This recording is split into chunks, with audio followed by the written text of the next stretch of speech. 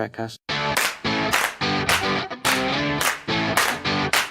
The galaxy's most unpredictable Star Trek podcast.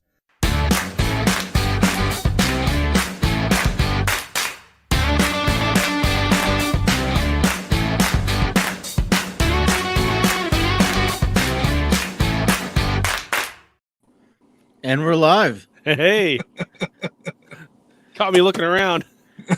I did a countdown. I know, but I suddenly realized that we have one voicemail, so I'm going to have to find my cord to be able to stream. We hadn't had one. Fantastic. Oh, there we go. Yeah. Yeah, and I forgot to go to costuming before the Did show. you not go to wardrobe? Costume and I didn't go to wardrobe? wardrobe. Thank you. I Yes. forgot to stop by wardrobe. I can do Yeah, the same it thing. happens. I can do the same thing. At least you made it to makeup. So, yeah, exactly. So, how do I look today? I'm doing something a little different.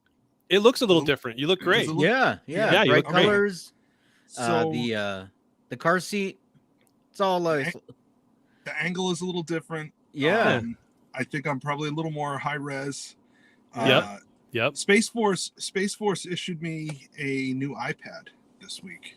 Oh. Yeah, and you know, this morning I was like, hey, you know, I got that brand new iPad with a full data plan. Command yellow, yeah, Yes. yeah,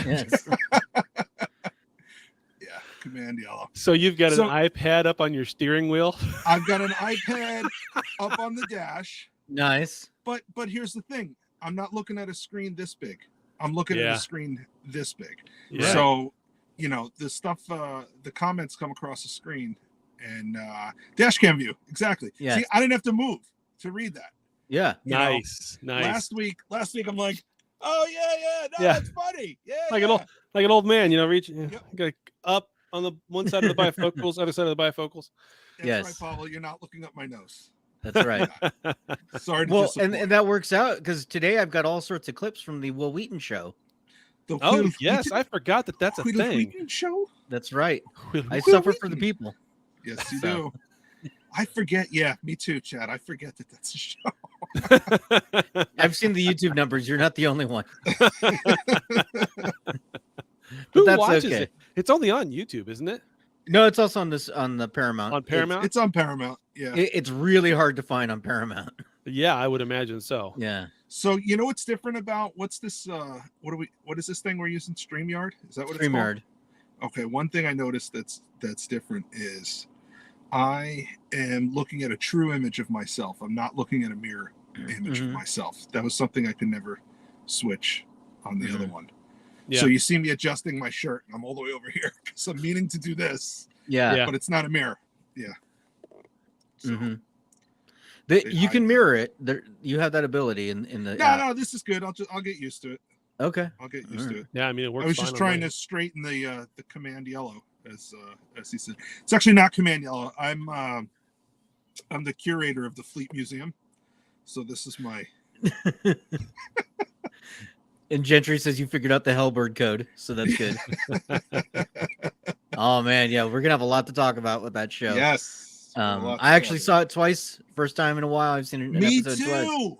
Yeah. Me too. I watched it like 2.5 times. But you know what I saw more than twice was Chad's quick reaction. The quick reactions we put out. Oh yeah, we're gonna talk. We will definitely talk. So that was just something I thought we could do, just to get out the reviews quick, and people seem to like it, and they got a lot of downloads and a lot of views. I was pretty surprised by that. Good. So Good. yeah. But I think people tend to watch shorter videos. They're Commodore Lombardo. I'll take it. I'll take it. You and Lionel Richie, both Commodores. Fun fact, Mhm. I cannot dance on the ceiling. So Yeah. just put that right here But- for when you need it. Hello, is it me you're waiting for? It's always me that you're looking for. Chad's just laughing with his sunglasses, Yeah. drinking his coffee. He's Yep. about to plot the world destruction straight there. I have no idea what you guys are talking about. I don't know who Lionel Richie is or any of his music. What? You don't know who I Lionel know who Richie he is. is. I know who he is. Okay. I just don't know his music. Jeez. I was about to send you a Picard Kidding. mixtape of Lionel. I'm kidding. Not really. Oh man. His daughter, The shame. Christina Ricci, she played Wednesday Addams in the 1990s Addams movies. So there. Indeed. Now that's something you know. Gentry has cracked the case. Is Chad hungover? You I can't don't be know. hungover when you've never stopped. You've just been celebrating that Super Bowl win. It was a hell. That's right. That's right. The big football, American football This is when conference Football. like he's part thing. Yeah, the football. Football. It was great. Football. Mm-hmm. It was great. There were a lot of good previews for movies, and the chicken fingers were just right. Good. And there was a buffalo chicken dip that was nice. I think it has some cream cheese in it. I think that's the secret ingredient. And I think they played some sports ball too. So They did play some sports ball, some did. damn good sports ball. Right in between the Rihanna concert. He paid That was those weird. refs off. Chaz says, this is catching some traction lately. That the NFL is scripted like WWE. Yes. Have you seen all these? Yeah, because there was Yes. a thing going around Twitter, the Oh, script. God. And then a couple days ago, somebody said the script for next year's Super Bowl is already leaked. Because of course. It's great. There's no script. It's not scripted. I will say the funny thing about the script that was leaked, it had a 3-point victory for the Eagles, and then the Chiefs only won by 3 points. So Yeah. they just So flipped the script. I was going to say they literally flipped the script. The script. Uh-huh. Yep. Yeah. Just Chad doesn't deny it. He just quietly laughs and moves I'm on. just laughing. Nothing to see Daniel, here. While we're on this tangent, Yes, just so we don't have to come back to this tangent, indeed. the trailer for the Flash movie. What'd you think? Oh my Ooh. gosh. I am so happy that Keaton is back. I didn't realize how happy I would be about that. I didn't know he yeah. was back. I was totally clueless on that. I'd forgotten everything. We've anything talked I'd about heard it on this about. show. Well, I know, Yeah, but he I'd doesn't- forgotten he doesn't pay anything and attention. everything we No, talked he about doesn't. with the Flash because that guy is kind of. I kind of figured they would trash the movie honestly Yeah. because of that guy. No, no. But They spent but too they much didn't. money. Yeah, I get that. They spent so much money. In fact, they had to use him twice. Yeah. So You got but- 2 checks. yeah. So Maybe I was 3. really surprised when I watched that trailer, and I was also kind of like, like, do I really like that? Looks like a mess. Do I really care? Like most of the Marvel movies nowadays, when you see a trailer for it, it just looks like a total mess because it's like they can't have just one thing going on. There has to be 17 things going on all at once. And maybe I'm old. I don't know. It's like really hard to figure out what the hell they're even talking about or why I should care. Yeah. So Trailers nowadays are like the entire movie in 2.5 minutes anyway. I wish they would just get away from that.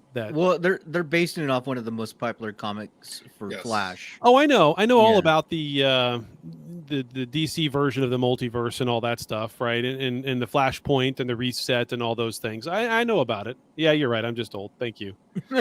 But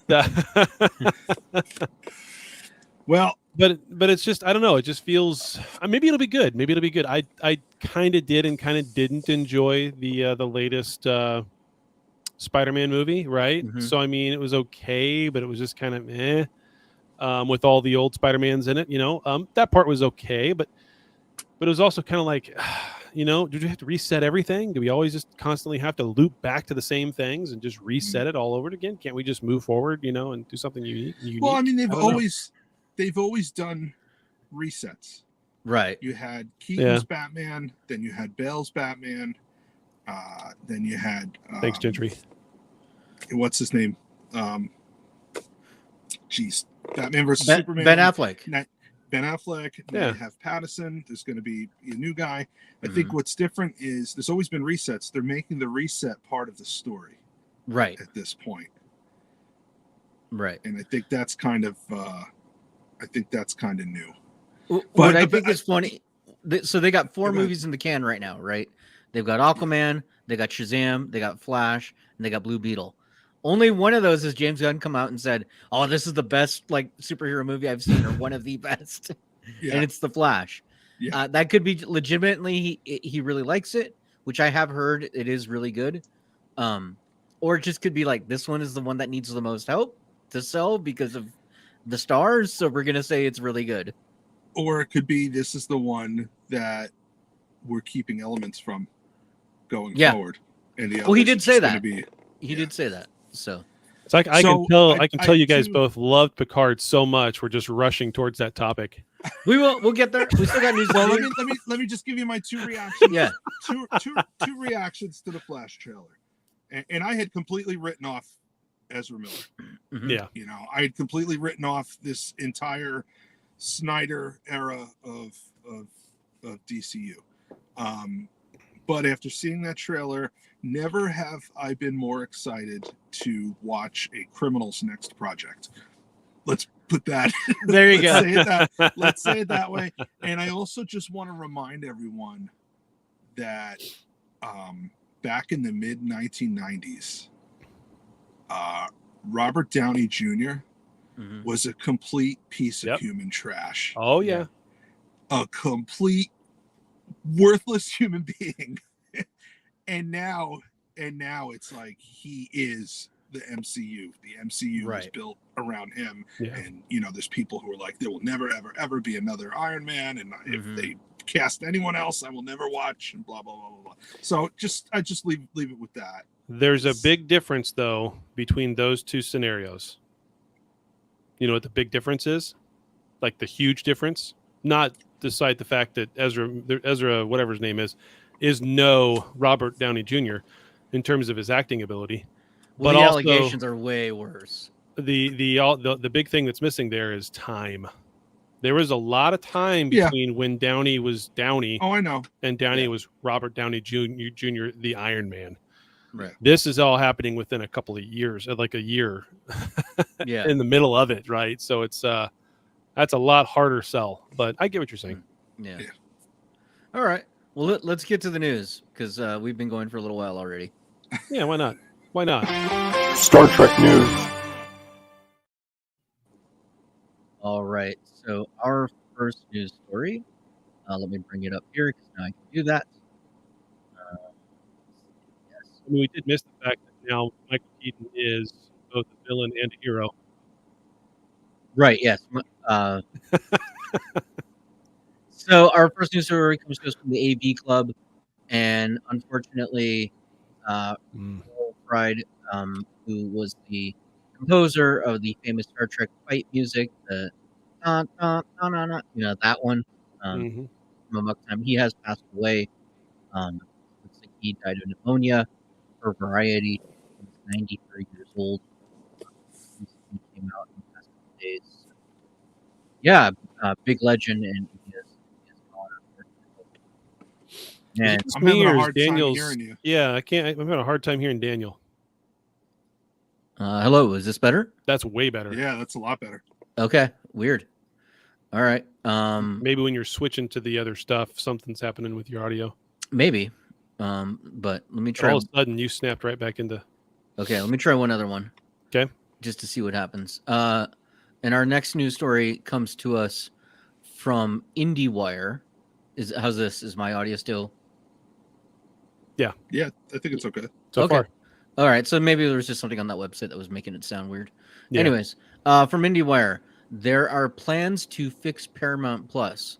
So recently, Paramount Plus had their big investors call. Overall, they have significantly increased subscriber base.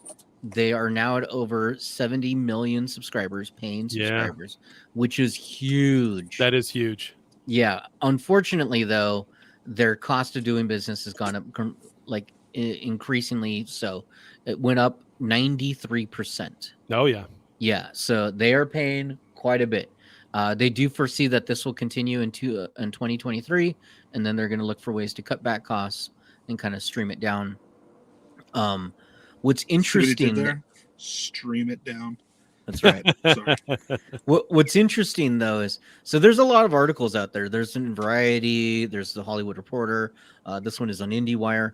They all talk about how great overall Paramount is doing, how it's looking to kind of blend its Paramount Plus with Showtime to kind of trim down some of the costs and everything.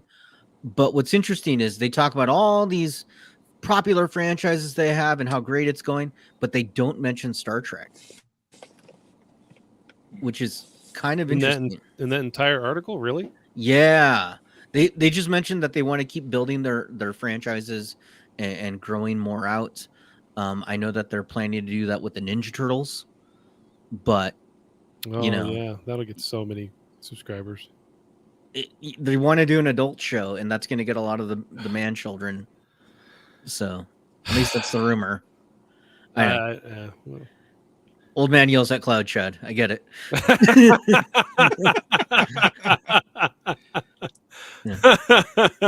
Something's got to give, because there's all kinds of articles about all these streaming services being in bad shape right now. Yeah, they all are. They're all trying to. They're all trying to. They all are because here's the thing. The hell is that? That would be Daniel when he picked up his drink. Yeah, when I picked up my drink, I'm gonna move it. Awesome. Yeah, I'm like, we got sound effects. What are we yes. Mm-hmm. But there was a time not too long ago where Netflix had a 98% market share of streaming, and they were telling the world, share your passwords, share with the world. We don't care. Because they wanted 100%. They wanted to just bring as many people into the fold as possible. And here we are 10 years later, and they're like, we're going to shut your stuff down if you're sharing your password. So they've been gradually losing market share, and everybody's got it. We've talked about it before. Everybody's got a service now. And I think people are getting fed up where they're like, I'm not gonna subscribe to 10 streaming services. I'm gonna pick 2 a month and bounce around a little bit. Well, what's interesting to what you're saying is, so in the Paramount investor call, they talked about how they also own Pluto TV, and that has grown leaps and bounds because it's completely free and ad supported. It's free. Yeah. Also, one of the most active streaming platforms right now, just across the board, is Tubi. Tubi is also free and ad supported. Yes. Yep. So that might be the future. We're gonna go, but that's TV over the internet. That's full circle.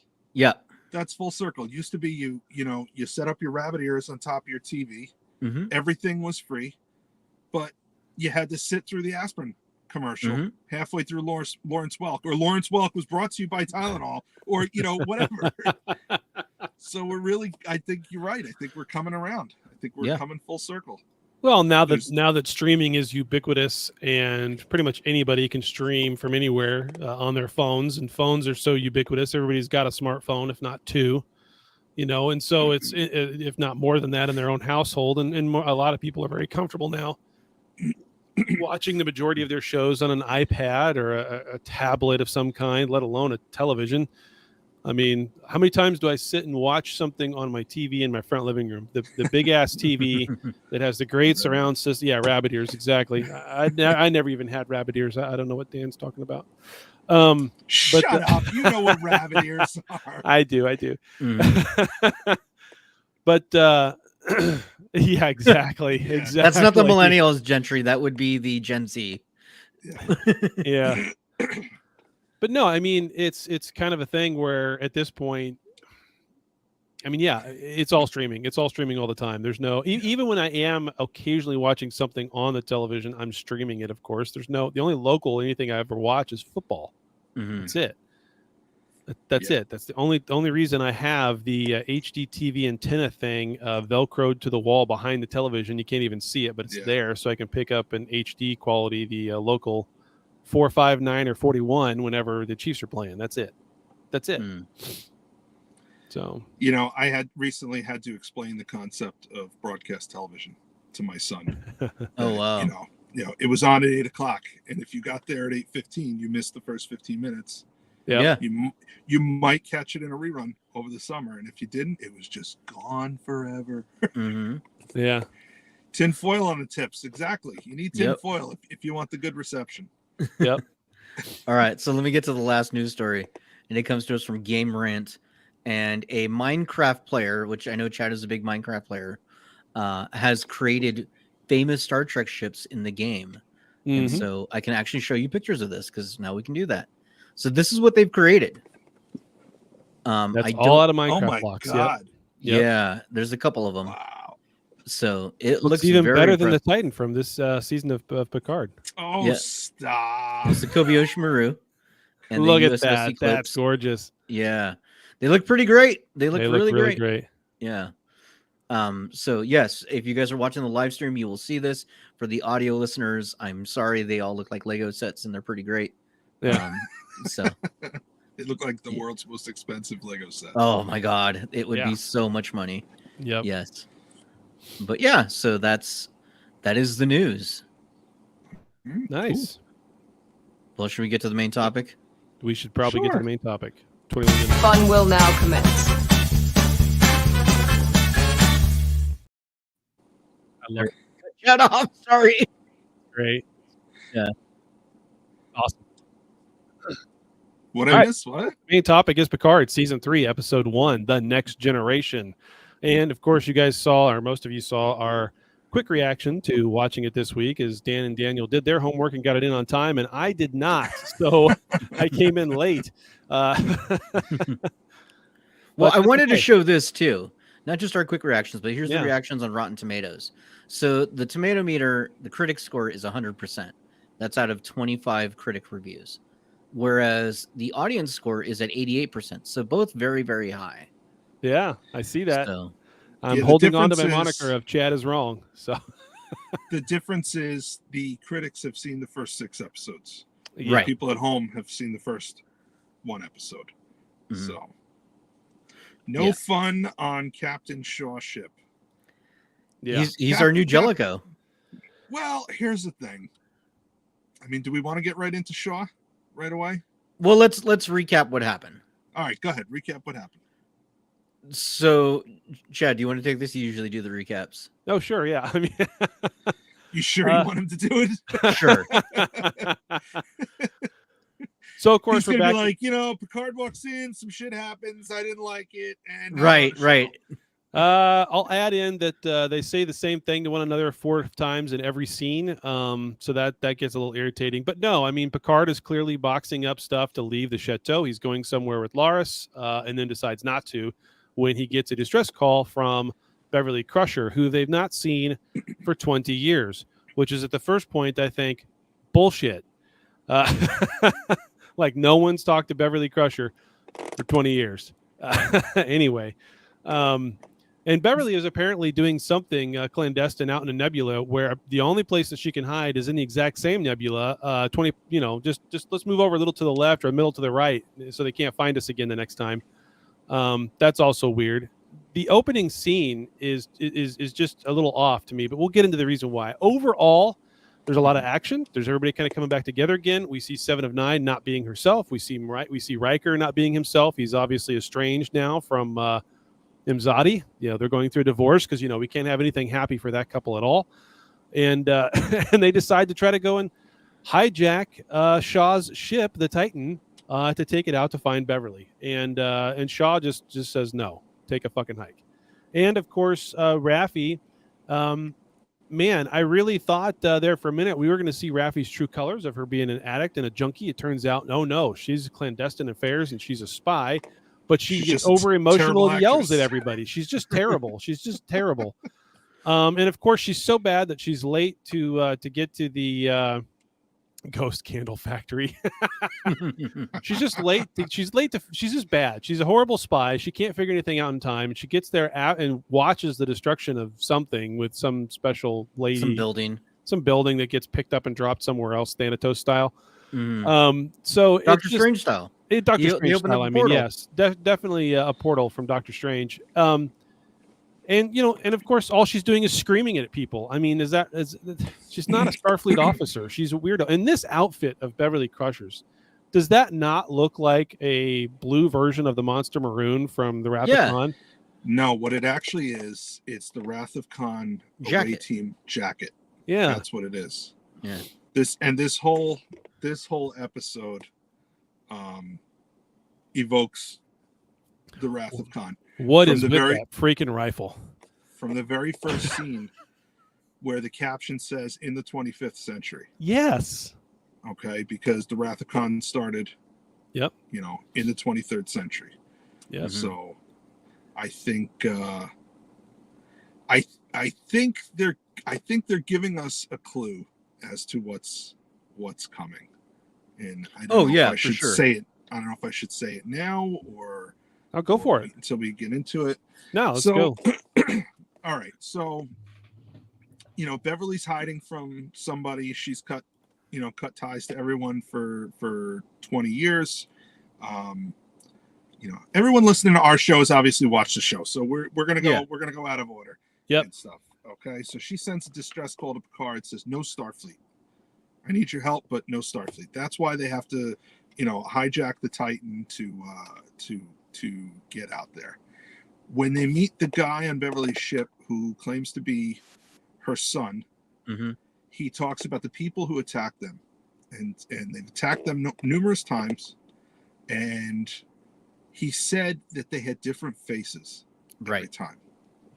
Okay, and I know this is crazy, but I think it's the aliens from the conspiracy episode of TNG. The things that crawl up into your heads and control your minds. Just like in the Wrath of Khan, when there was a worm that would burrow into your ear and control your mind. Okay, that's why I think they're giving us all these Wrath of Khan Easter eggs to draw the comparison to that. Okay, when they leave the bar, there's a dude sitting at the bar who's obviously there watching them. When they leave the inspection on the Titan, there's a dude standing at attention who moves his eyes to watch them as they leave. So whatever Beverly is afraid of, it's, she thinks that Starfleet has been compromised, and they have. In some way they have. There's people in the ranks who are on the other team. So that's my theory on that. That's my theory on who we're going to see. The end credits is supposed to have a bunch of Easter eggs in it. Yeah, and one of them, that the LCAR screen talks about a neurographic scan or something like that. I can't remember exactly what it is, but that's basically a scan, a brain scan, and that's how you would find one of those. Is it the one episode from season 1? Yes, Chaz. Yes, that's the one. Yeah, that's what he's talking about. Yep, that's called Conspiracy. Conspiracy. Yep, that's the name of the episode. So, if you were to have to determine if someone has one of these aliens inside of them, that's what you would do. You would do a neurographic scan of their brain. Now, So I do have some clips that I can throw in as we talk about this kind of stuff. One of the clips is Patrick Stewart talking about a non-spoiler preview of what we can expect for the upcoming episodes. I think this would be a good time to place that. Also, I do have a preview, a clip that they released yesterday for the next episode. I haven't seen it yet, and I thought you guys may not have. So at some point we can watch that too and react to that. But let's. I think before we get too far into that, let me play that non-spoiler preview from Picard, from Patrick Stewart, and see what you think about what he's saying. There are transformations, and I don't want to frighten our audience, our fans, by suggesting that we are transforming the whole Star Trek franchise. We're not. Okay. But the steps that we take to introduce new elements into the show are thrilling. This is really exciting. This is an incredibly exciting moment for all of us in Star Trek fandom. So they're going to make changes. So Chad's really excited about that. One thing it could be. One thing I wanted to point out and just connect back to what I was saying. We kept wondering why is Lore here? Why is Moriarty here? Yeah. For all we know, they're on Beverly's ship. They're on Beverly's team, so to speak. I know if I was afraid that the whole world had been compromised by mind controlling aliens, who could I have as an ally that I know could not be corrupted by them? I don't know. An Robot android, boy. an Yeah. android, and a hologram. So, Mhm. Well, and Picard, he's not a real boy either. That's what he's getting at. Yeah. No, I thought he meant well, more. see, I don't know. We still don't know exactly what Picard is, and even Rios said it in. Even Rios said it last season that he's a human robot. He's a flesh and blood human robot. I don't even understand how it works, and I think that he was speaking for the fans Mhm. Yeah. at that point. They haven't told us exactly. Is he flesh and blood? Or is he something else that mimics flesh and blood so much that you can't tell the difference? I mean, I don't know. Q punched him in the face and he got a nosebleed last season, so he's not just a robot. Yeah. Yeah. So I don't know. Yeah, didn't he say something about like his knees hurt, like when they first came him up? Yep. Oh, he's So. adrenaline. He says, I got an adrenaline rush. Yeah. Robots don't get that. No. Well, it's not that he's a robot. He's the same thing that Soji was. It's a synthetic. It's Yeah. a synthetic body. Mhm. Yeah. So designed to work and feel the same way that a regular Picard body works would. in mysterious ways. Yeah, he's Bicentennial Man. He's going to age. So So I don't know. What do you think? Conspiracy aliens? Yes? No? I could mean- see it. I could see it. I have a feeling that Amanda Plummer's character, who I have a feeling they're going to somehow connect it to what's his name, Chang from Undiscovered Country, her real dad. Okay. I'm sure they'll tie them together. I don't think she'll be Klingon, but somehow they'll be tied together. I doubt it'll be his daughter in the show, but somehow. I think that's a big red herring. And I think I've heard this on a few other fan sites that Lore is going to be actually the big bad. And that he's like the puppet master behind all of it. okay, so getting back to what Admiral Danny Boy was saying, as far as it being the conspiracy aliens, if that turns out to be true, and that's what this is and where they're going with it, then what you just said, Daniel, could still be true as far as the red herring and Amanda Plummer's character not really being anything too crazy.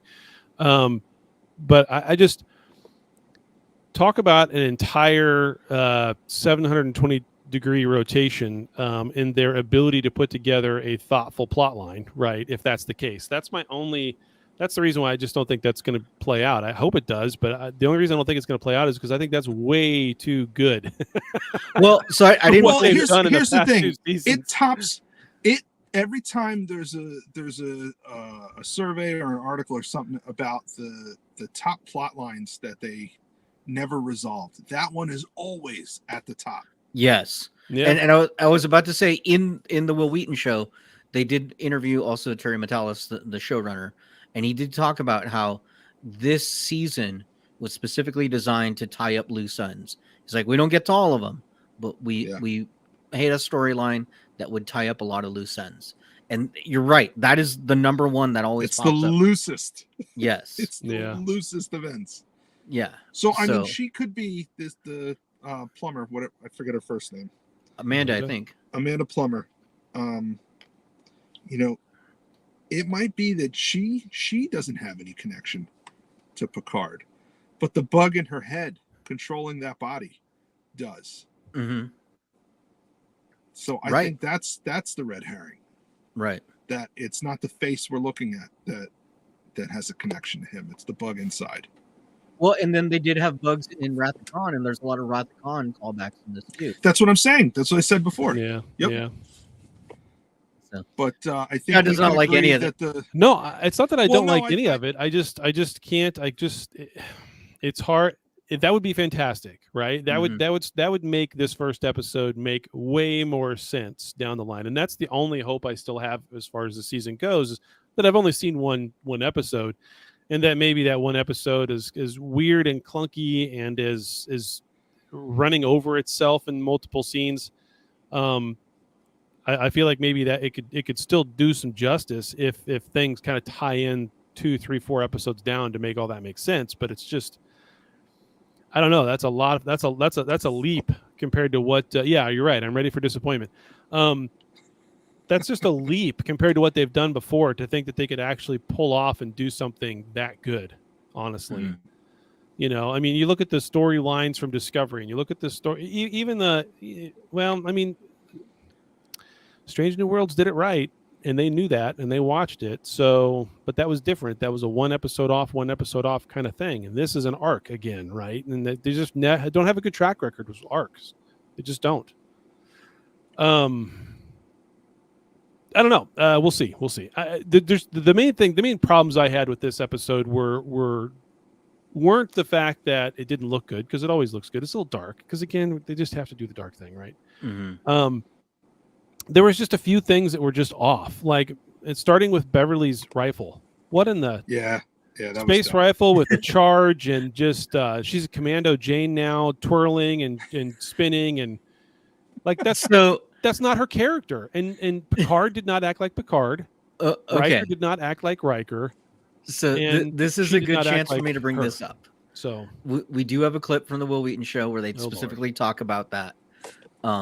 Also, I think if you're complaining about the laser gun on the space show, it's pretty okay. But let me bring this up. Let me pull this one up. Hold on. Let me make sure I'm looking at the right one. Okay.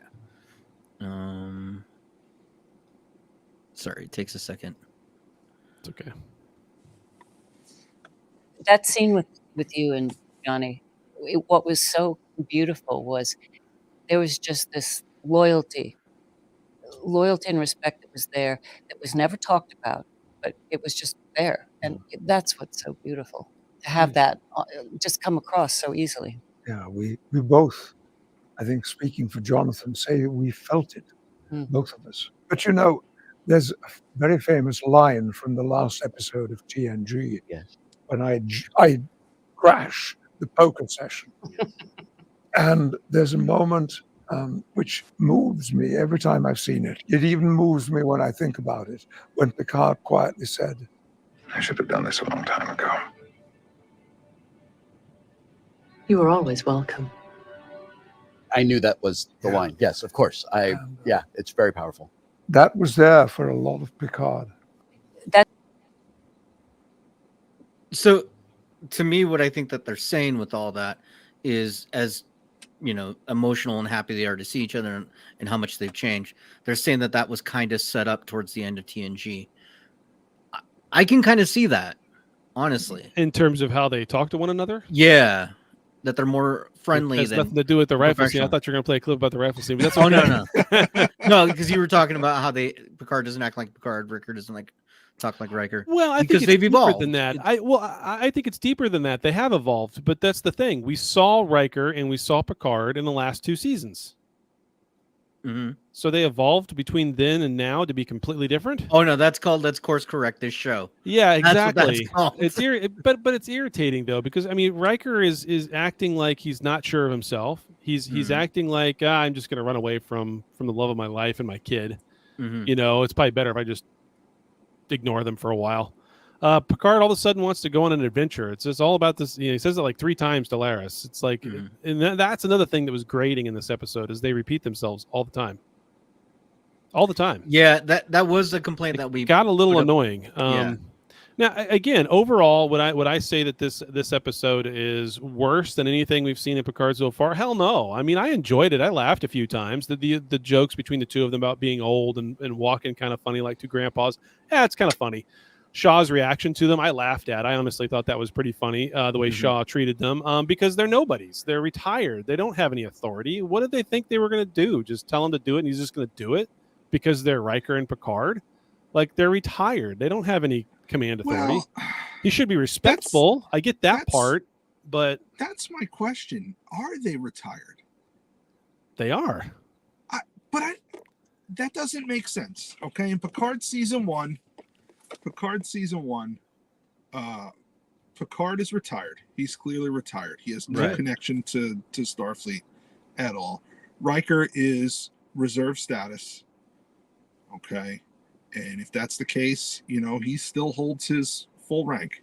He is a member of Starfleet. He's just in the reserves.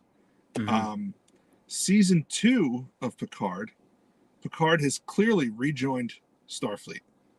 He's wearing a Starfleet uniform. He's wearing a Starfleet comm badge. He's wearing rank pips. He's the Chancellor of Starfleet Academy. He's being addressed as Admiral. And now suddenly he's retired again? It doesn't make sense. And they never said that Riker was retired. He referred to himself as a captain, and Shaw says without a chair, meaning you're a captain, but you don't have a command. You don't have a ship. Right. And the way that Shaw lays all that out and they don't challenge it tells me that Shaw is correct. Well, they don't challenge it because it's a ruse. It's not like that's a good point. Picard, well, whether he's retired or not, Picard can't say to him, well, if he wasn't retired, Picard could clearly say to him, Captain Shaw, I am an admiral, and I am ordering you to change course, and you will change course. But he won't say that because he's not there under actual authority from Starfleet. It's a ruse. Yeah, that's a good point. And the thing with Shaw, I was a little... I understand the way he feels about them. Maybe not everybody has the same feelings. He's the new Jellicoe. Well, yes and no. But the idea that a by-the-book Starfleet captain would not greet an admiral at the airlock is ridiculous. The fact that he would not stand when he enters the room is ridiculous. The fact that he would talk to him in that manner is ridiculous. Because you know what? Maybe he is retired, but he still knows people. Yeah.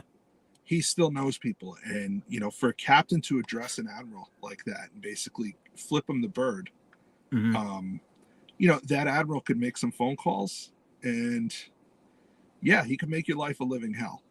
Right. So, I don't know. I didn't quite buy that. I think there's a better way they could have gone about it. He could have. I don't know. I would have bought it more if he said, sure, I'd love to take a ride to that system. Run it past Starfleet Command, and as soon as the orders come down, we'll change course. Right. And that's it. It was interesting how he reacted to seeing that he was there, right? When he wakes up and he looks out the window and he sees that they're there. It was interesting how he reacted to that. He didn't throw a fit. He got upset, but he wasn't trying to toss people out an airlock. He wasn't or in the brig, right? He wasn't. He was upset with Seven, but not that upset.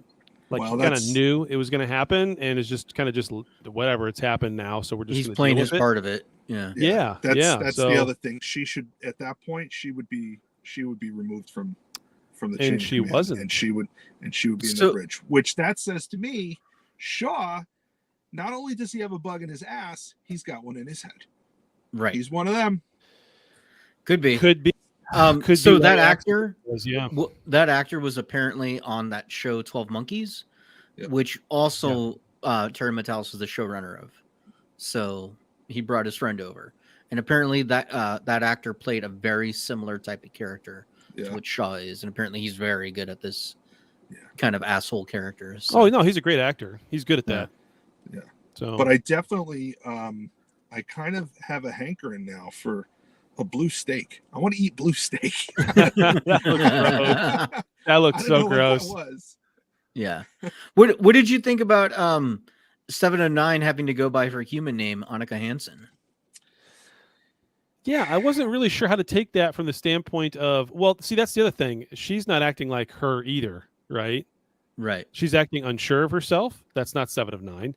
She's acting like she doesn't want to be there, like she's conflicted about it. Well, Jesus, how long did it take her to get that position? How much time was she in Starfleet taking orders to get to that position? That doesn't make sense. There's so many things like that that just don't add up. It doesn't make sense either. To me, that could be just a reaction to Shaw. That could not.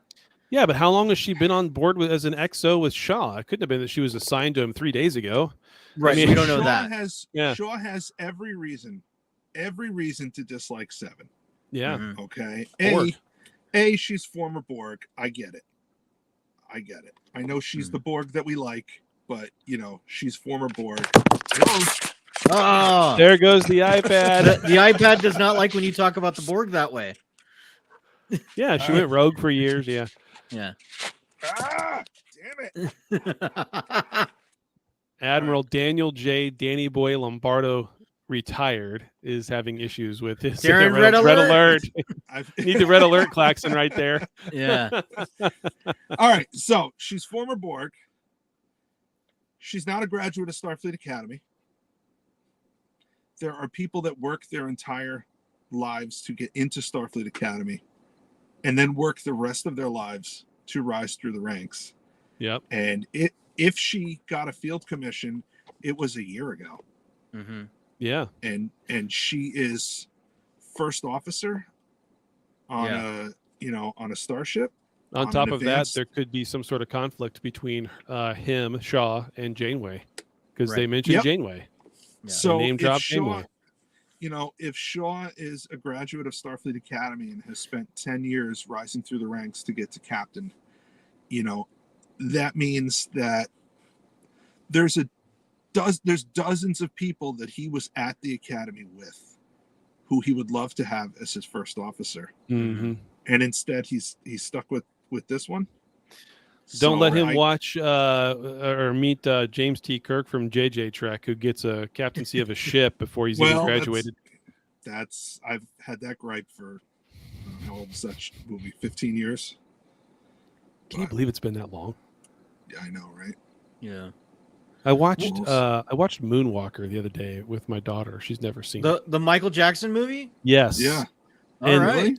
Yeah, we watched that, and it was weird and crazy. And then I couldn't remember when he passed away, when he died, and it was 2009, and that feels like forever ago, but it doesn't seem like it was that far back. Yeah. That's what it's getting old. Yeah. Yeah. Oh. Yeah. So I do have, as I collected several clips, I do have another clip from Terry Metalis Is where it he about talks blue about, huh? Blue steak. Yes, Is it about it's blue steak? how to properly cook the blue steak. Is waiting for me. Blue steak. But he talks a little bit about, is this the final season of Picard? So even though all the marketing says that. And so the goal was to tell one final coming together of those characters. And certainly we've left the door open in ways I can't spoil for more to stay in this timeline and see more of these characters. But if it is indeed the last, then you have to ask yourself, what do you want to see before it's all over? What do you really want to see? And so there's a lot of discussion about that. So that was the goal. What's one final story for this cast, and how does everyone play a part that has impact? There's Yeah. So Well, like we said before, if Picard becomes the name of the ship and it's just about the people that are on it, then let's just or now again, Junior. yeah, let's just hope it doesn't look like the Titan. So you think that's his son? That would be pretty good, actually. Let's you know what? I've got another clip. It would really piss off Laris. Yes. Let's play this clip first, and then we'll talk about who we think that is. a weird way for me to find out that I have a half brother that nobody ever told me about. I'm not going to lie. It was weird that I had to find out about it on TV. But let's talk about Beverlys Lunch. You didn't get the Christmas card then. The Christmas card that sort of the Christmas card that says, by the way, I've had a secret Yeah. son for the last 20 something years that nobody ever knew about. Yeah. I want to know about, we're going to see so much more of him, and I've seen so much more of this season, and I don't want to get ahead of myself No. and spoil things. He is so wonderful. Ed Spaliers. He was so much fun to act with. Very often we were very silly. I mean, I have a couple of moments of memory and just shaking with laughter, and we're looking at each other like, stop it, stop it. He's just a dream to work with. I will Okay. So he'd be much younger. He's obviously much younger than Will. The kid looks like he's probably 20. So maybe the reason no one's heard from him in 20 years is because she ran off with the kid. That's another part of this too that's kind of hard to swallow, and I guess they'll have to fill in the story for us to explain. And she'll have to explain it at some point. How is it that Beverly Crusher doesn't talk to anybody? Daryl Bent says TNG it's for clone. 20 years.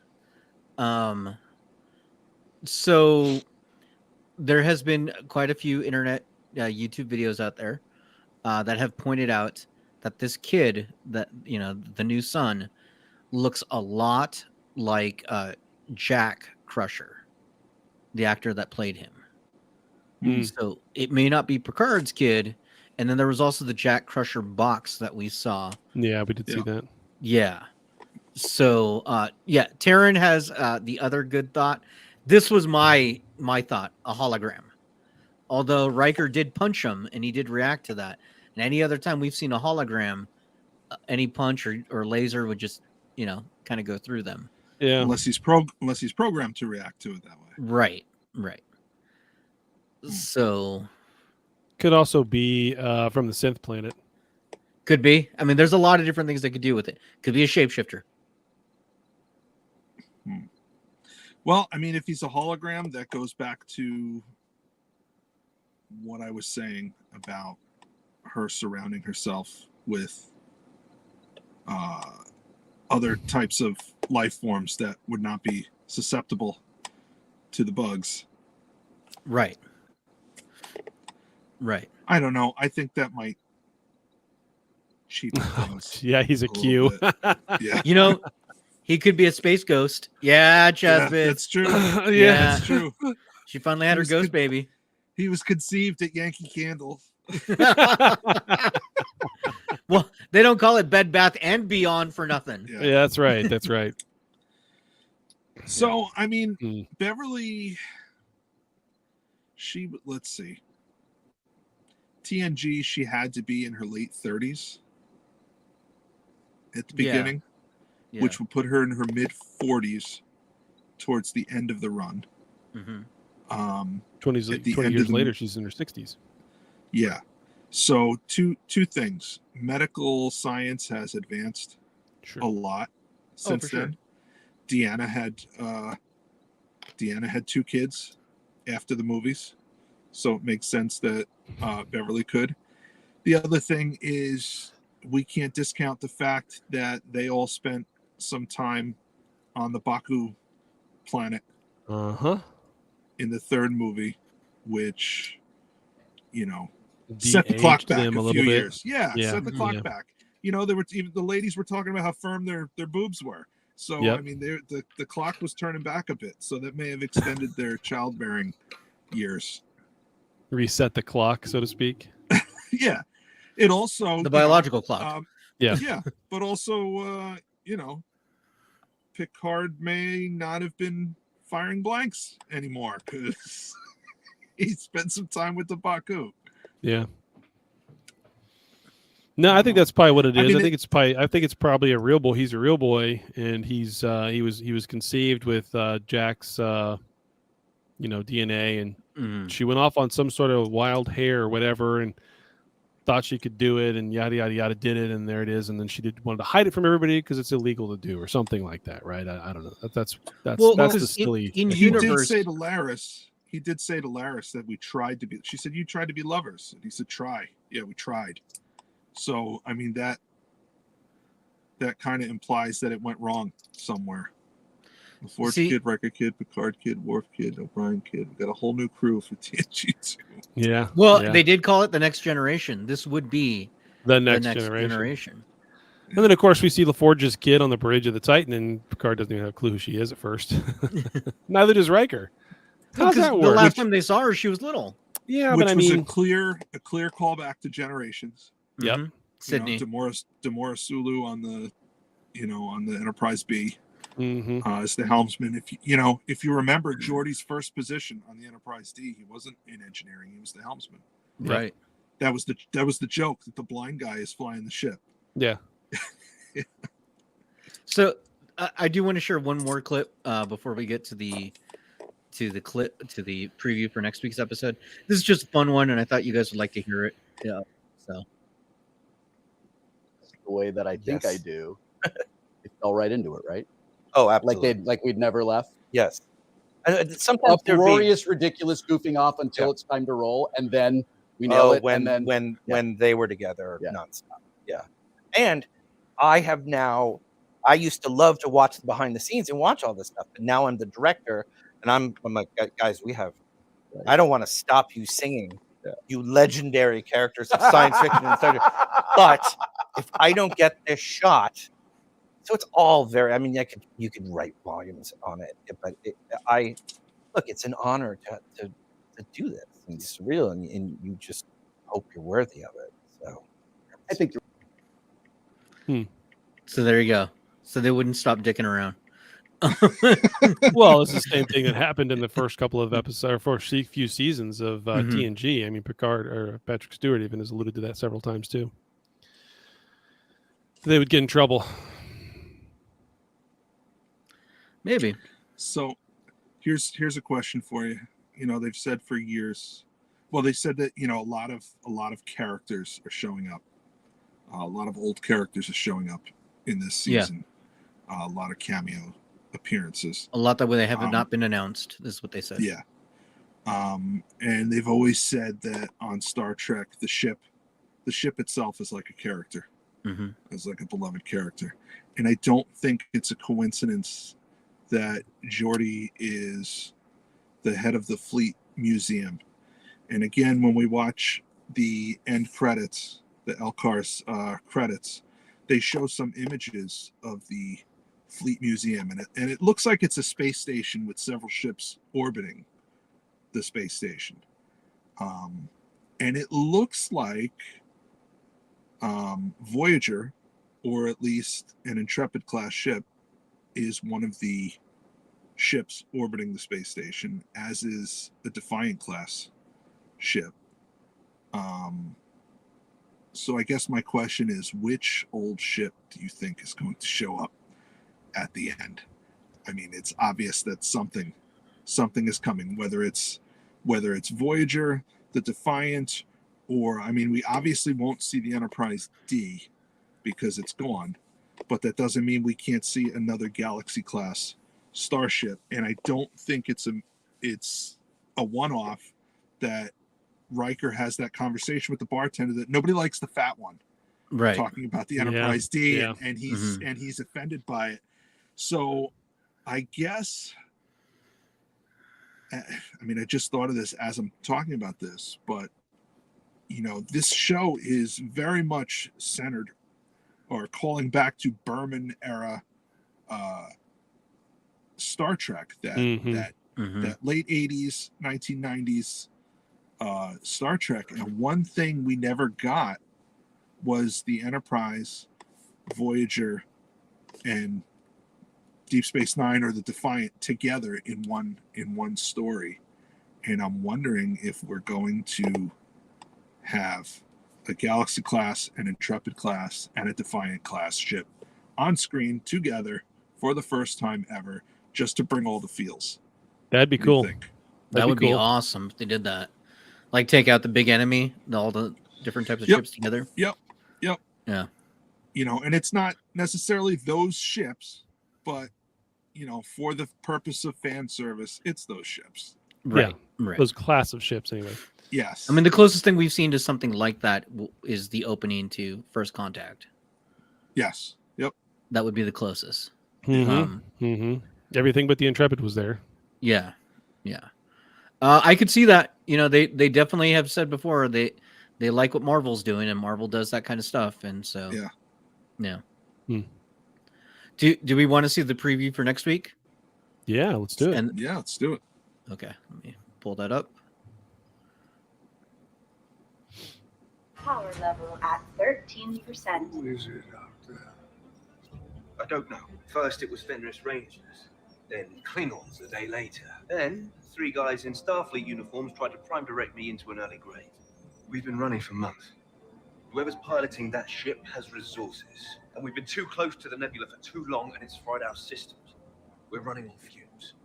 Trust nobody. That's what Beverly said. What do they want? We have to find out. But first of all, we have to make contact, strike an accord, negotiate. Computer, threat assessment. Unidentified vessel presently targeting all ship systems. Probability of destruction 100%. They're not able to negotiate. So there you go. I'm telling you, it's the bugs, man. It's the bugs. That little clip right there does lead credence to it being something closer along those lines. Obviously, with when they say it's Klingons one time, it's this next time, it's this next time. So, that's an intriguing line. Mm-hmm. Definitely an intriguing line. Voyager finale had all of them in the last shot. All the different ships in the remember last that. shot. I don't remember that. Yeah. Just have to go back and look at it. I don't know about that. We'll go look it up. I mean, that clip makes me think Dan's correct with the bugs, right? I mean, it does lead credence to that, doesn't it? Yeah, it definitely does. Or at least it makes me want to think that more. Or at least some sort of conspiracy, obviously, between different groups that don't normally align. Obviously, that's what's going on for whatever reason. So whether it's bugs or not, who knows? But definitely that's the case. Where have we heard that before, though, with multiple different races that normally don't work together, working together? The Xindi. Uh-huh. So you think it's a Xindi? No, I don't think it's a Xindi. They're part of the Federation. They are now, yeah. I'm just going along all the different possibilities of where that has played out in the past and what that could allude to. Could be species 8472. Could be. I mean, it could also still be the Borg. I mean, it could be AI. It could be a computer thing controlling them somehow, or they don't, or the they do love to hate on their AI. Yeah, the individual races or people involved don't even know who's pulling the strings, and it's just an AI, right? I mean, who knows? It could be a conspiracy within a conspiracy. So I don't know if there's enough information to really. But I like Dan's theory for sure. I do like that theory. I think that's probably a little too good that they wouldn't have come up with it. But if that turns out to be the case, I mean, yeah, that could be pretty great. Sorry, I'm pulling up stuff for feedback so that way we're prepared. Yeah, they did talk about Daystrom a couple different times. So again, there's that in the back of my mind where it's, maybe it is lore. Maybe it is lore somehow bringing a bunch of races together to overthrow the Federation or take them down in their time of being disarray, because they are still a little bit in disarray in this timeline. They're not all together like the Federation that we've seen in the past, as far as being strong and steadfast and union. Steadfast union anyway. So do we think that whatever this bad guy is clearly after that weapon that Raffi's onto, and so that way they're the two converge? I don't know if they're after the weapon. I think they already have the weapon. Yeah, could be. So, I mean, I think they already have it. And what their overall goal is, I don't. Obviously, dismantling from within. I mean, that's clear. You don't use a weapon like that, like they did, without trying to, it's a terrorist attack. So that's the one thing. Oh, the attack's going to be at that Frontier Day. The Frontier Day, of course. What is Frontier Day? Remind me. Is Frontier Day something we've seen before? It feels like it's their 4th of July. Really. Yeah. It's the 250th anniversary of the Starfleet space exploration or something like that. Yeah. What is he talking about when they came out of Transwarp Borg Sphere? In Voyager, when they had everything waiting for the Borg to come out, and instead Voyager popped out. Yeah. That's when they had all the ships together, is what he's saying. Yeah. Which makes sense. I do remember that scene. I just don't remember exactly I do remember what the scene. I don't think there was a Defiant class ship there though. I'll have to check it. But I could be wrong. Yep. I guess we got some homework. Go watch that. Yeah. I mean, we could take it one step further. The Enterprise A was also orbiting that fleet museum. Mm-hmm. So I mean, they could literally do everybody. Yeah. Or something like it. We'll see. Will we see La Serena again? Or is that the ship that Raffi's on? That's the ship Raffi's on. Okay. which makes no sense. No, yeah. No, that she's on Serena still, or whatever it is. Yeah. Yeah. The Red What's Lady the is the name? Scarlet Witch. Yeah. Thanks, Gentry. That's right. The Red Lady is the Scarlet Witch. Red Lady was I a statue. So Yeah, the red lady was Yeah. a statue. I was about to say that. Yeah. Yeah.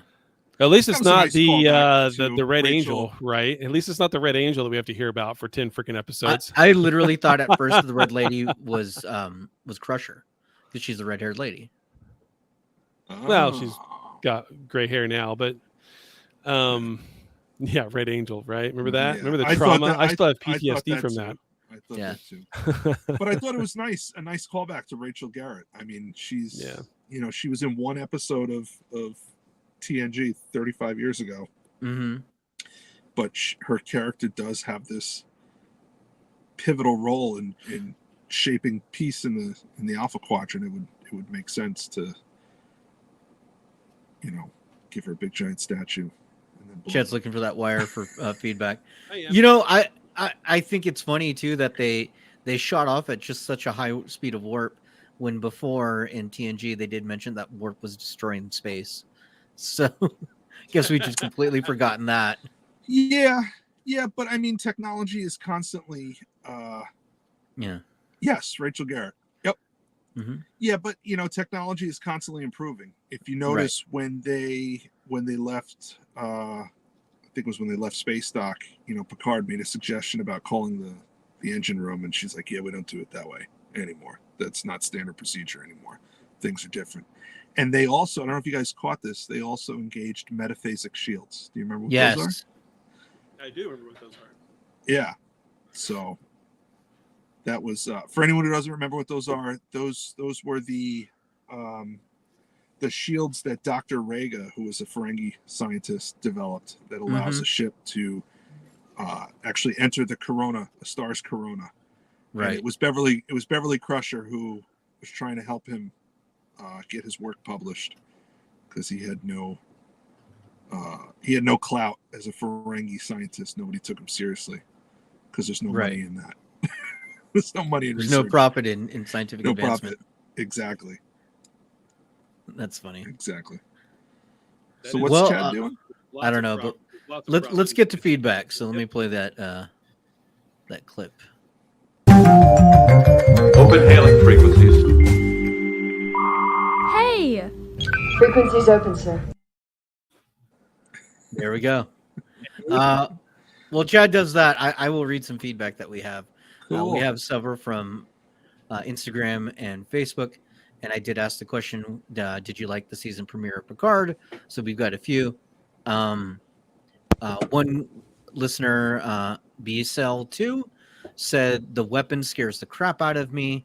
Haleus42 said, best Picard opener ever. Okay, the first season was acceptable. The second season was the baddest Trek I've ever seen. I hope the showrunners of Trek have learned from it. Let's see. Overall, everyone seems to think it was great. Leonard said that Riker, Jonathan Frakes, stole the show. Seems overall very excited. We have Nails Astrophic said very excited. Pop Shirts 2 put the praise hands. Class M Productions said, oh my God, yes. And then over on Facebook, we've got Tim Lamb, who said it's just too dark visually. Did they forget how to make light bulbs? Yeah. There are no lights. You gotta say there are no lights. Yes. Yep, yes. yep. Say with some feeling.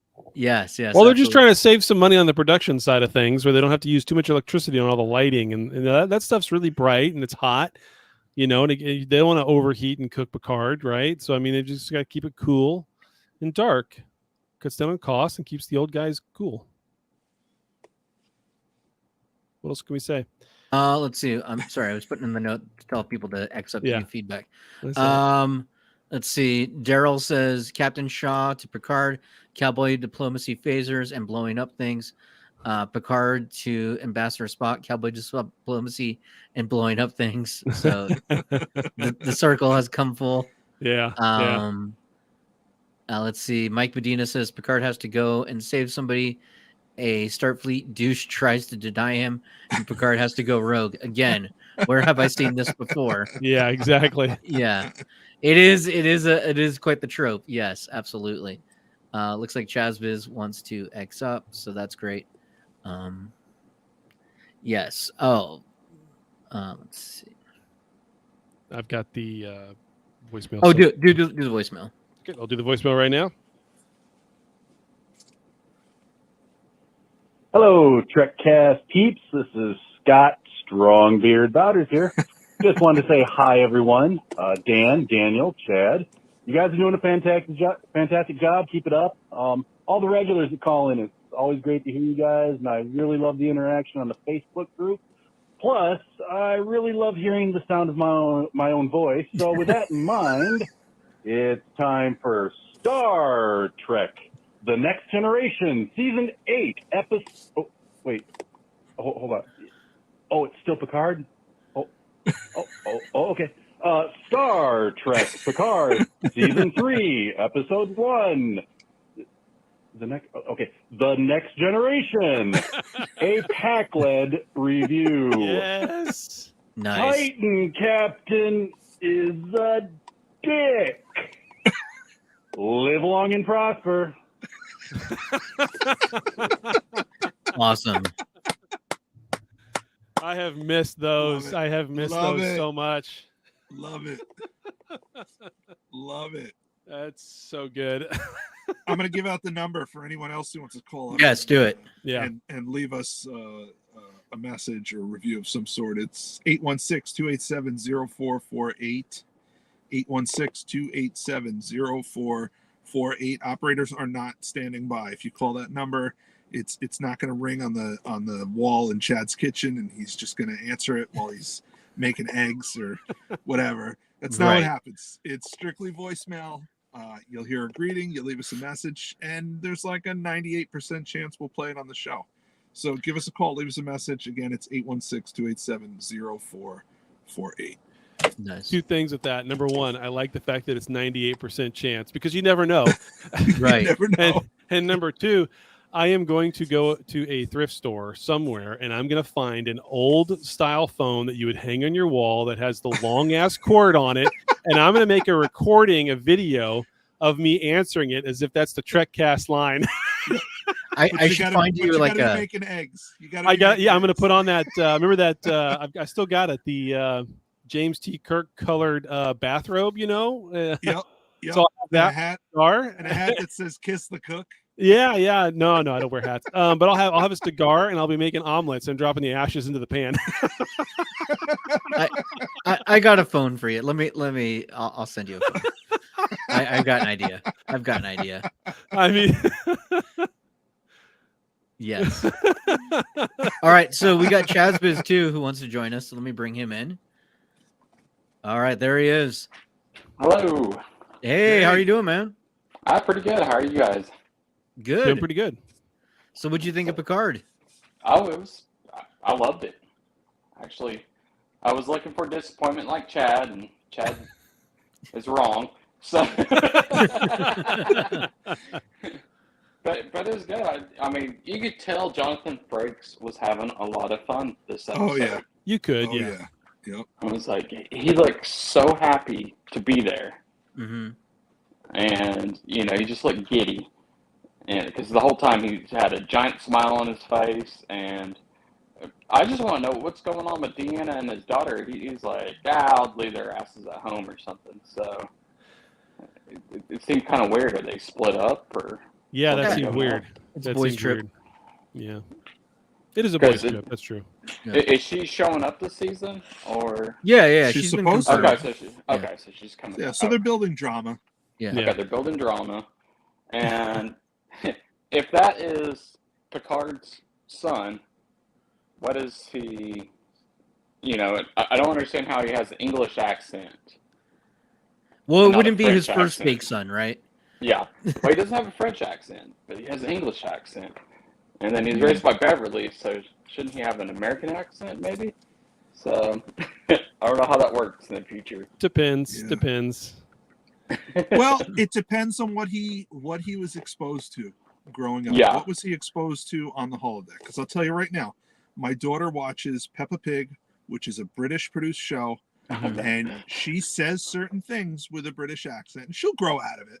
Yeah, Right. She'll grow out of it. That's but awesome. yeah, she refers to, when we go on vacation, she refers to it as going on holiday, because that's what they that's what they do. She says certain things, and the tail end of her sentences kind of sweep up like a question at the end of every statement. Yep. And that's clearly from watching that show. So I mean, if he was raised in the holodeck on the ship, watching Peppa Pig. Did she stand quietly and defiantly in front of her dollhouse? What's that? I said, does she stand quietly and defiantly in front of her dollhouse? Yes. With a big plume hat. Yes. Awesome. Well, I'm sure thanks. it'll be explained. Maybe he wasn't around his mother for the first 15 years of his life or something, and she put him in a colony somewhere to stay safe, or who knows, Yeah. He could have been just working on the vineyard the whole time, and Patrick never knew it. Yeah, he's just working with Patrick. There you go. Awesome. That is awesome. Yeah, it was, episode was fun. The Raffi parts, I don't know. Gerald brought up a great point. Yeah. That Raffi's contact is Worf because he called her a warrior. And he did work in security. Yeah. Okay. Yeah, there you go. That's a great call. Huh. Well, hopefully Raffi, I just hope she's not as annoying as the last 2 seasons, She already is. Chad just hates her. Well, she's a horrible spy. She's like, I'm undercover. I'm a former alcoholic. I broke up with my She did put it on a little toothpick. Yeah. And then she goes outside, goes around the corner, and she's like, "This is official Starfleet business Raffi music nerd." You gotta wear Hold on, wait. You gotta wear a hood covering your head. Open the super secret spy channel. Yeah. Hold on. I got to get out my decoder device and turn the rings to the right numbers and say it out loud. 5 feet from the bar. I'm surprised she didn't go, "Excuse me, sir, can you speak into this microphone and tell me all this Exactly. Yeah, she's like, "Please her admire my lapel." Yeah, indeed. You can't tell me more about the red lady? Like she's talking to an NPC in a game. Can I take a selfie as we commit crime, sir? She's a warrior. Fine. Let's hope Not she gets a an spy. honorable She's not death. a warrior. He called her a warrior. I'm saying, I know. Let's hope she gets an honorable death. But she's and not. Then they can have a nice funeral for her, and we can all remember her fondly and move on. There you go. If he was talking, see, here's the problem. Here's the problem with these writers, and here's the problem with this whole setup. That should not be Raffi. That should be Elnor. That should be Elnor. And then it would be hilarious, and he would say things that would be hilarious, and it would be a character, and it'd be perfect. Yeah. But because of his absolute candor and everything else, and then being called a warrior would make sense, and like the entire thing would make total sense if that was Elnor. Worf would love Elnor. Yes, he would. Those two and would that love would each be other. the son that he wanted. Yes. Yeah. Then he could say it in 100% front of his actual son too, and say, "Oh my God, you are like the son I never had, Dad. I'm standing right here."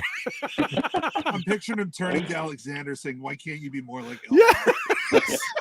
Please take after Elnor. That's the type of terrible parent that Worf has always been. No, Worf's gonna pull a cold line like, "Alexander, you're my favorite son, but this guy is the son I've always wanted." Yeah. I want to know how jealous is Will Wheaton that Beverly has another son right now. Oh, dude. He was. Because that interview when he mentioned the son, he's like, "I didn't get a part." Yeah. The jealousy is palpable, but there is a clip, and Daryl's right. He brought this up. I don't know if you put that up on the thing. I didn't see it. There is a clip of Raffi and Worf fighting. Yeah, that doesn't mean anything. She's such an asshole that she'll fight with whoever. Yeah. Jeez. I just think it's leading credence to him being the handler. I don't know. Yeah. All right, Chaz. Any other feedback you want to give? Well, you guys complained about the Titan. It still looks better than the La Serena ship. than I a have no big problem with warehouse. the Titan. Yeah, I don't either. I Well, don't you have a some problem with people the were Titan at like all. griping about like the bridge of it, and I was like, well, it looks good, you know. Oh, bridge is fine. It's the Yeah. exterior. What is wrong? Yeah. What is wrong with that ship? It's got a weird neck, like it's broke. The nacelles don't look. I mean, it's just I don't know. It's a Well, the mash. CG on it's not that great because I paused it Red Letter earlier. Media put out a funny thing about Beverly's ship, that when you see the shuttle park, the size of the shuttle compared to the bridge pod, Yeah. it's like the bridge pod is the size of a porta potty. Yeah, it's tiny. Yeah, Yeah. it's weird. So It's a weird ship. here's the thing with starship designs. I always look at them like cars. Mm-hmm. You know, cars all look a certain way for a while, and then they get redesigned, and they look a new way, and then they get redesigned, and they look a new way, and then they get redesigned, and they look like the original way. Right. You know, you look at a Dodge Challenger right now, and it was obviously designed to look like a 1970s Dodge Challenger. Well, it's like the Mustang. So. Yeah. But it's you know, it still looks new. It looks old, but it still looks new. So I imagine starships are the same way. And at some point we're going to see a starship that looks like the Enterprise. The Enterprise D. We might. Nice. We might. Nice. We might. I want to see a Starship El Camino, where it's a starship up front, but it's a pickup in the back. It's got a big giant bed. All right, we'll we've got quite a few people waiting, so we got to move on. Yeah. All right. Thanks, Jasmine. Thanks, Jasmine. Sorry, we do have a lot of people, Thanks, so let me bring in. Oh, do we? Okay. Yeah, let me bring in Hipster Spock. So here we go. Hey, it's Hipster. How's it going, man? Hello, can you guys hear me? Yes, and actually, your mic sounds much better than Chaz's. Chaz's was crackling and stuff. Yours sounds good. Yeah, Chaz Awesome. is just the worst. That guy. That's what we do. Just, yeah. Go ahead, buddy. Anyway, I see a lot of Star Trek 2, Star Trek 3 sort of vibes in this episode, like Jean-Luc and Riker pulling a Kirk with the hijacking of a starship. Yeah. He did that in Search for Spock. Yep. And the sun thing, I think it reminds me of like Carol Marcus and David in Wrath of Khan. So that's also the thing. And like you said, that little bug thing that goes into Chekhov's ears, and then the little bug thing that these conspiracy people eat or down. So that's pretty interesting. And there has something to be said about nepotism, how LeVar Burton is able to get his daughters roles as his actual daughters in this show. Well, there is a clip of LeVar Burton talking on the Will Wheaton show that just hasn't aired yet, but it is making the rounds on social media, where LeVar says, you know, a few years ago, his daughter came to him and said, "Hey, I want to be an actress," and he encouraged her to do it. But he said never in a million years did he think that he would be doing a role, doing a project with her, much less that project is Star Trek. And you could see him get teary-eyed as he talks about how it's such a big thing for him as a father to get to share this thing that he's loved for so much with his daughter. Yeah. Okay, that makes sense. Yeah. Yeah, I mean, it's a unique situation. I kind of like that they're doing it. I do. I like that they're doing it too. Absolutely. So it's kind of cool. Didn't Patrick Stewart in the original TNG show, his son was on one of the episodes? Yes. Yeah. The Inner Light. The one with the flute. The Inner Light was his son. Yep. Yeah. And then Q Jr. was actually Q's real son. Yep. So this is a storied history. Yeah. Yep. Mm-hmm. Here's the thing. You know, people say nepotism like it's a bad word. Only in politics. And well, you know,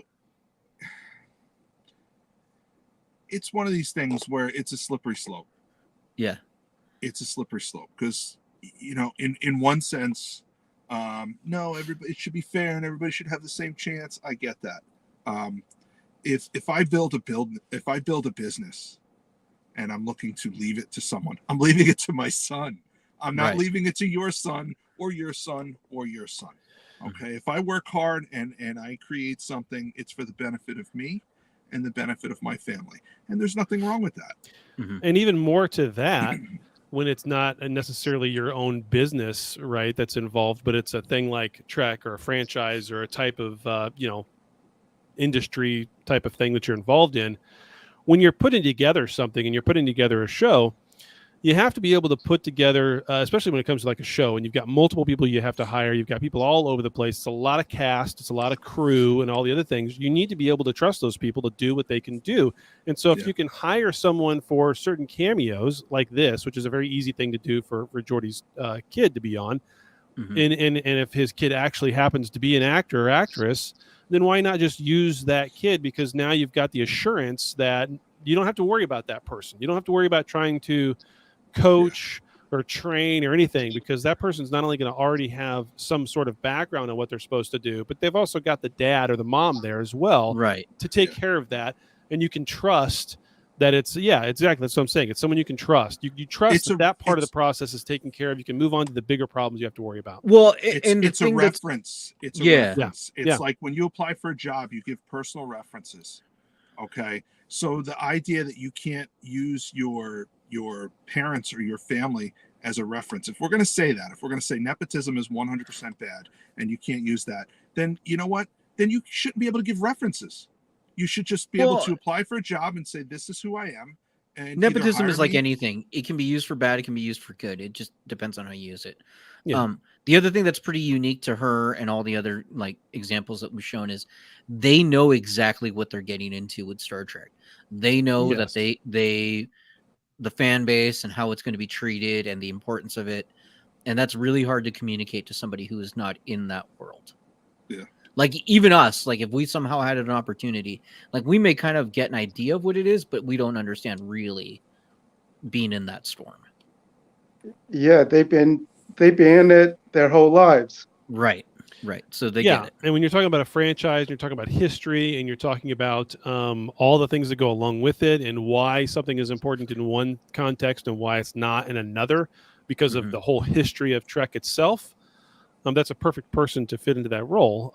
Someone who's not only familiar with it because they've been in with it their whole life with their parent or their cousin or their aunt or whoever that is. Right. So that they can, again, it's a matter of, I have lots of different spots to fill. If one of those is filled by someone's kid, I don't have to worry about trying to coach that kid. I can now take that off my plate. Right. So, Yep.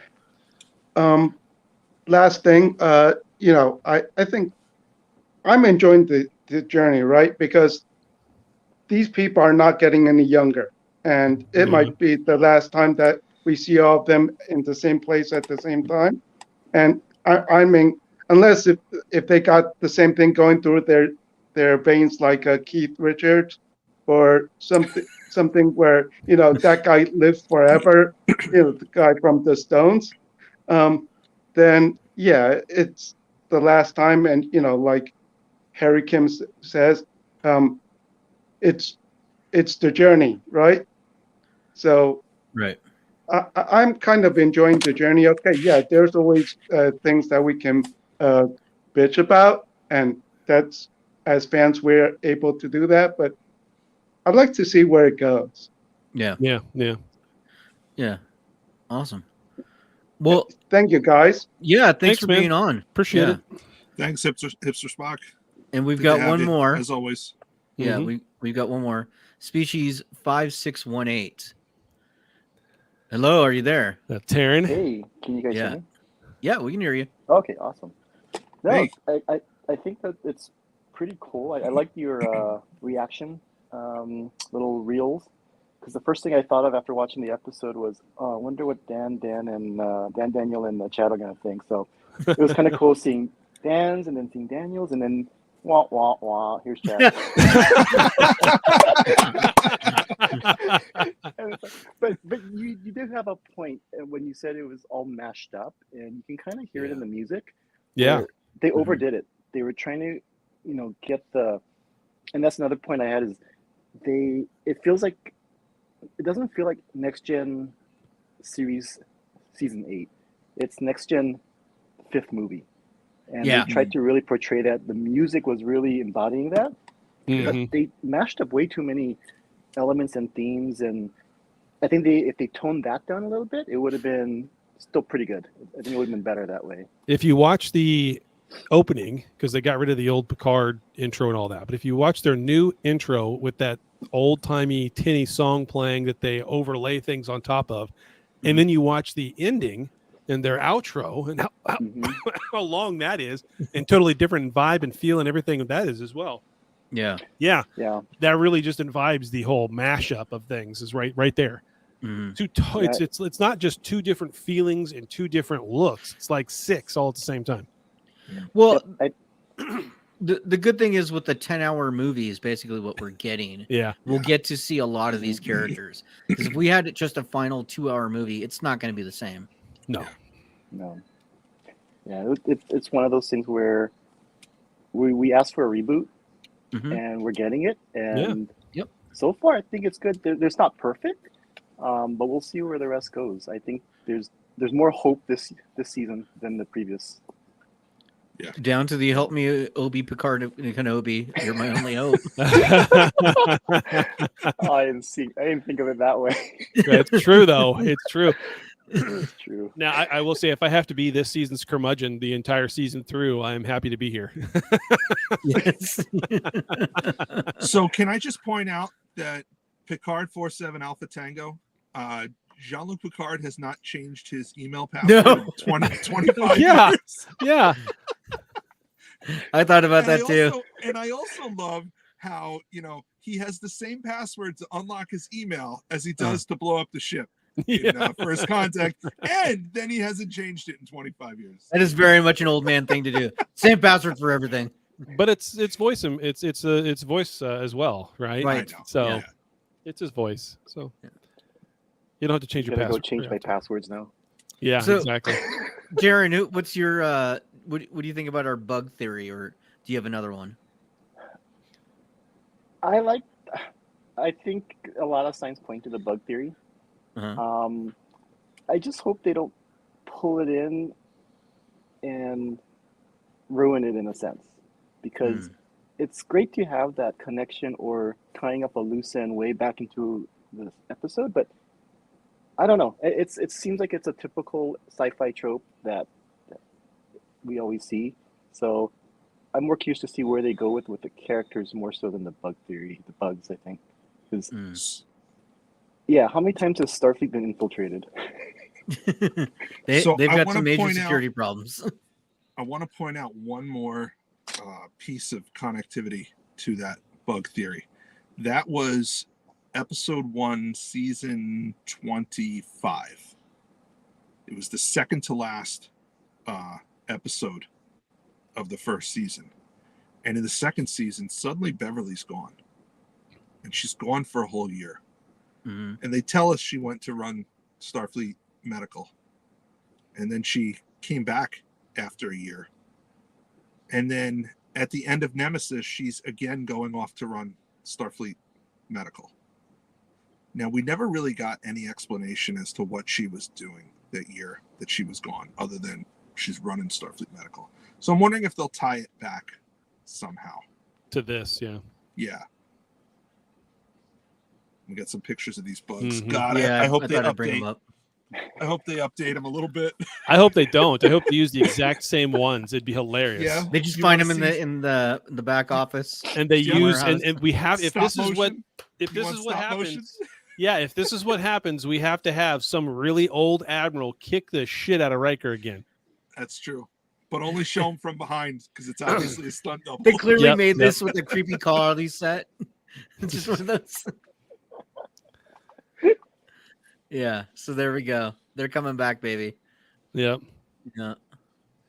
That really was, when you go back and look at that, that really was a just use old clips. Don't even have new stuff. Just use old clips. Gentry's calling for the nerd alert. Yeah. Yeah. It would be hilarious though, if they do actually go that route and they do actually use those bugs, that it takes them like, I don't know, halfway through the season to realize, oh, there's these little things sticking out on their necks. Yes. I'd love it. All right. Anything else you want to throw in, Taryn? Keep Okay. up the good work. Oh, and by the way, Scott, awesome. I've been missing the Padlet reviews or Paddlehead? Packlid. I need more coffee. Yeah. Yes. I gotta get another. Don't we couple all? done. Yep. Awesome. I've missed those too. Those are fantastic. Scott does a fantastic job of those. Those are so good. Well, thanks for being on, Taryn. Let me. Yeah. All right. Thank you. Thank you. So yeah, that's everyone. Cool. That was great. That was a great feedback section. Yeah, that was awesome. We had a voicemail. We had 3 guys come on and talk. I mean, we're back in the swing of things, ladies and gentlemen. We're back in the swing of right. things. We're in our groove. We're doing a real TV review. We'll see what our numbers look like. I know we jumped like 180 spots in a couple of countries over the last week. So nice. Yeah, I mean, I could pull that up and tell you, but that's Dan's like least favorite part of the entire show. Yeah. So yeah, it's literally reading numbers on the internet. it is. Yeah. Well, hey, we jumped up 137 spots to number 52 in Canada. That's our highest ranking. We were ranked number 52 in all of Canada. Nice. Right, cool. Nice. So do we have access to the soundboard? Gentry called out a couple nerd alerts, but yeah. I've got it. Is that functional in this new setup? Warning, nerd alert, Yep. Yeah. Right. Oh yeah, baby. It's up and running. I don't have to do the old anything. ad break we used. I just sit here and talk now. I don't have to run a soundboard or anything. You just have to run the voicemails. The voicemails, yeah. I just have to remember the cable for that. Yeah. Yeah. It's much easier now for everybody. Yep. So the reason we jumped up that high, I bet you, is because Daryl, Lumberjack Daryl up there probably had to catch up for the last month. Probably. Yeah. Awesome. All right. Well, thanks everybody for listening. We'll see you next week. I don't know if we'll do the quick reactions. We'll talk that about amongst ourselves, but yeah.